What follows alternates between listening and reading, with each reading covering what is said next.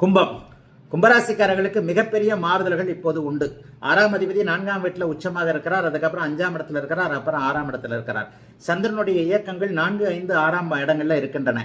ராசியோடு இப்ப செவ்வாய் தொடர்பு கொண்டிருந்தாலும் கூட ஜீவனாதிபதி ஜீவனத்தை பார்ப்பது என்பது கடந்த 2-3 வருடங்களாக துன்பப்பட்டு கொண்டிருந்த சதயம், பூரட்டாதி, அவிட்டம் ஆகிய 3 நட்சத்திரக்காரர்களுக்கு மெதுமெதுவாக ரிலீஸ் கொடுக்கக்கூடிய ஒரு நல்ல அமைப்பு. ராசியை குறிபார்ப்பது என்பது மிகப்பெரிய யோகம். அதாவது என்ன யோகம்? அடிச்சாலும் பிடிச்சாலும் நம்மளால எதையும் சமாளிக்க முடியும் என்கின்ற ஒரு தைரியம், தன்னம்பிக்கை போன்றவைகள் இப்போது கண்டிப்பாக கும்பராசிக்காரர்களுக்கு உண்டு. இந்த வாரம் சந்திராஷ்டமமும் கிடையாது.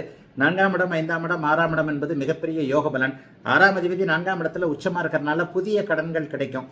ஏற்கனவே இருக்கக்கூடிய வட்டி அதிகமான கடனை வட்டி குறைவான கடனை வாங்கி அதை அடைச்சிருக்கக்கூடிய ஒரு தன்மை. பேங்க்ல வச்சிருக்கிற நகையை அடமானத்தை மீட்கக்கூடிய அளவிற்கு ஏதாவது ஒரு வருமானங்கள் வரக்கூடிய அமைப்பு. இதுவரைக்குமே வருமானம் வந்திருந்த வழிகள் எல்லாம் அடைபட்டிருந்த நிலைமையில் ஏதாவது ஒரு பக்கம் வழி தெரியக்கூடிய அமைப்பு. குகைக்குள்ள நடந்துகிட்டு இருக்கிறவனுக்கு தூரத்துல வெளிச்சம் தெரியக்கூடிய ஒரு அமைப்புன்னு அத்தனை கும்பராசிக்காரர்களுக்கும் ஓரளவிற்குள்ள பாதை எதிரே தெரிகிறது பார் என்கின்ற அமைப்புகள் கண்டிப்பாக உண்டு.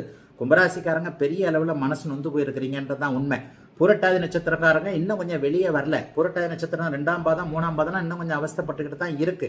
ஏன்னா மழை விட்டும் தூவானம் விடவில்லை என்பதை போல 2-3 வருஷமா பட்டுக்கிட்டு இருந்த கஷ்டம் 2-3 நாள்ல முடிஞ்சிடாது.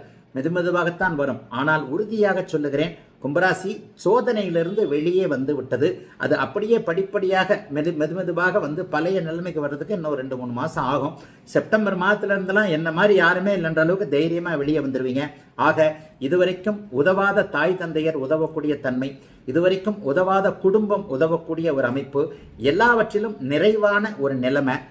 குறிப்பாக குடும்பத்தில் கணவன் மனைவி பிரிந்திருந்தது, லவ் பிரேக்கப் ஆன லவ் எல்லாம் திரும்ப வராது.